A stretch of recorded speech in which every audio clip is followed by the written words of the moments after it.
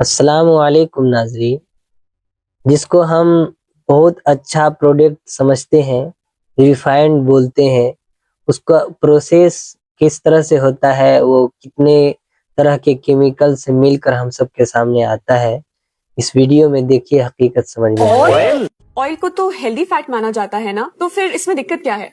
आइए समझते हैं। कंपनीज अपने प्रोडक्ट में जो ऑयल यूज करती हैं उसे कहते हैं रिफाइंड ऑयल। जब आप इसको बनाने का प्रोसेस सुनेंगे शायद आप विश्वास ही नहीं कर पाएंगे। कोई भी ऑयल ओरिजिनली निकलता है नट या सीड से, लेकिन उसमें से ऑयल निकालने के लिए ज्यादातर कंपनीज एक केमिकल यूज करती है जिसका नाम है हेक्सेन, जो पेट्रोलियम इंडस्ट्री से आता है।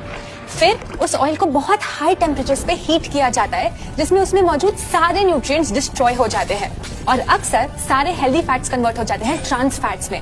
फिर उस तेल को देखने में लाइट और क्लियर बनाने के लिए उसमें केमिकल ब्लीचिंग एजेंट्स डाले जाते हैं।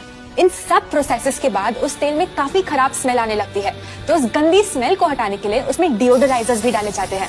ज्यादातर रिफाइंड ऑयल कुछ ऐसे ही बनता है। और मार्केट में मिलने वाले ज्यादातर प्रोडक्ट्स, चाहे वो बिस्किट्स हो या चिप्स, नमकीन हो या पैकेट में मिलने वाले डिप्स, इसी रिफाइंड ऑयल का इस्तेमाल करते हैं।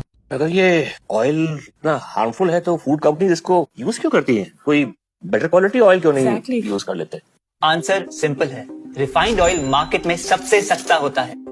अब इस एक कटोरी नमकीन को ही ले लो जो हम एक ही बार में खा जाते हैं। इसमें है 100 ग्राम नमकीन, इसमें ऑयल होता है लगभग 3 टेबलस्पून। और अगर आप रोज ये खाएं तो एक हफ्ते में आपके शरीर में कितना रिफाइंड ऑयल जाता है?